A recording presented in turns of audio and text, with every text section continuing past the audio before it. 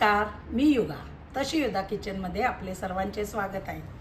आता उद्या मागी गणेश चतुर्थी निमित्त गणपतीचं आगमन होत आहे आणि काही घरोघरी मागी गणपतीचे गणपती आणले जातात आणि या गणपतीला उकडीचे मोदक दाखवतातच, पण त्याबरोबर तिलकुंद चतुर्थी असल्यामुळे तिळाचे मोदक दाखवण्याची प्रथा आहे। तर मी आज तुम्हाला तिळाचे मोदक झटपट कसे होतात ते आपण पाहूया। तिलकुंद चतुर्थीचे आपण जे मोदक करणार आहे त्या मोदकांचं लागणारं साहित्य बघूया। हे मी 2 वाटी म्हणजे हा 1 कप तीळ घेतले, त्याच्या अर्धी सुकं खोबरं आणि अर्ध शेंगदाणे। हा 2 वाटी ह्याला तिळाला तेवढाच गूळ, म्हणजे मी हे 1 वाटी तीळ घेतलाय, 1 वाटीच गूळ घेतलाय। आता काय करायचं, हे सगळं साहित्य भाजायचं आधी, ते भाजून घेऊया। आता तीळ भाजण्यासाठी सर्वप्रथम मी कढई तापत ठेवली आहे गॅसवर आणि तापली की आता हे तीळ टाकते पहिले भाजायला।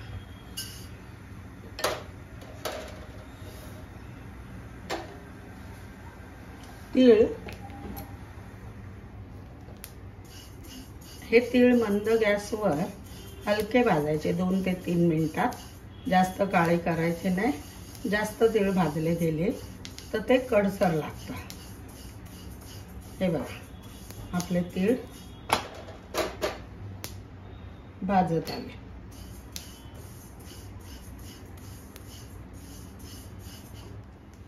आपले तीळ भाजले गेले, तडतड तडतड आवाज आलाय, हे भाजलेत। आता ह्यांना मी काढून घेते। आता याच कढईत सुकं खोबरंही भाजते।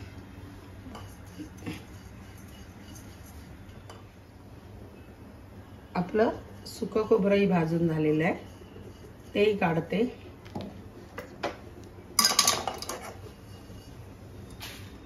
आणि आता हे शेंगदाणे भाजलेलेच आहे, थोडेसे गरम करते, म्हणजे त्याचा अजून खुसखुशीत सादळले वगैरे असतील तर। आणि आता गॅस बंद करते, ह्या गरम कढईत ते गरम होणारच। आता हे तिन्ही जिन्नस गार करून वाटून घेणार। गॅस बंद केलाय मी, शेंगदाणे काढून तिन्ही मी काढले। आता हे गार झाले, आता वाटून घेते। हे सगळं ओबडधोबड वाटायचं आपल्याला, मिक्सर चालू बंद करून। आणि ह्यातलेच थोडेसे तीळ मी काढून ठेवते बाजूला, साधारण अर्धी वाटी तीळ काढून ठेवले। आणि आता हे सगळं वाटून घे। आता हे वाटलेलं साहित्य, हे बी सगळं तीळ, खोबरं आणि शेंगदाणे हे असं रफली वाटून घेतले। याच्यात हे जे तीळ टाकले ठेवले टाकले तेही मिसळणार।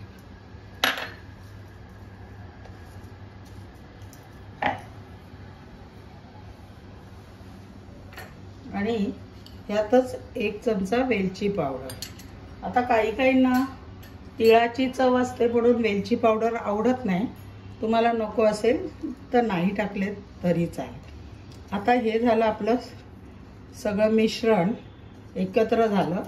आता काय करायचंय, मी कढई तापत ठेवते, त्यात 1 चमचा तूप टाकणार आणि हा गूळ टाकणार। जेवढे तीळ घेतले तेवढाच मी हा गूळ घेतलाय। आणि हा आता गूळ वितळायचा आहे। आवश्यक वाटलं गूळ बारीक करून घेतल्यावर पटकन वितळला जातो। या गुळात 1 चमचा पाणी टाकणार आणि आता हा पूर्ण वितळवून घेणार। आपल्याला ह्याचा पाक करायचा नाहीये, फक्त गूळ वितळून द्यायचा आहे।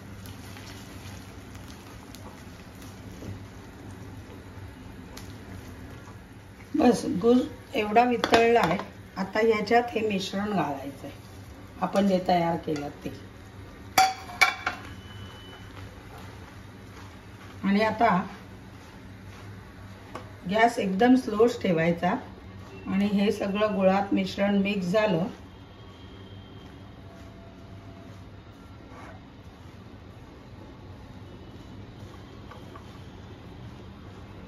गॅस बंद करायचा। आणि आता ह्या गरम कढईतच हे मिश्रण आपल्याला छान मिक्स करून घ्यायचं गुळात.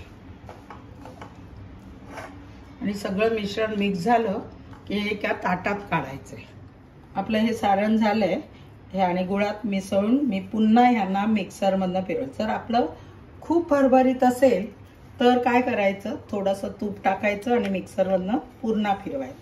आता मी मोदकाचा साचा घेतलाय. ह्या साच्यात हे सारण आपल्याला ज्या आकाराचा मोदक हवाय तेवढा साचा घ्यायचा आहे,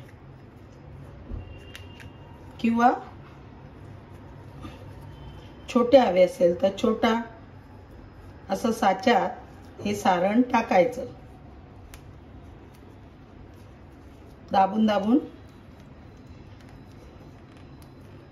असे साचे आपल्याला मार्केटमध्ये मिळतात आणि त्या साच्याला पहिला तुपाचा हात लावायचा आणि असं दाबून दाबून अलगदपणे असा उघडायचा.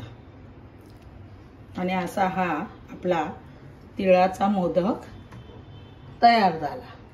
आता अजून एक पद्धत सांगते मी कसा करता येईल. तर तुम्हाला हवा तर यात एक काजूचा तुकडा टाका, 1-2 तुम्हाला आवडेल त्या पद्धतीत. आणि मग असे वरून परत ते साच्याने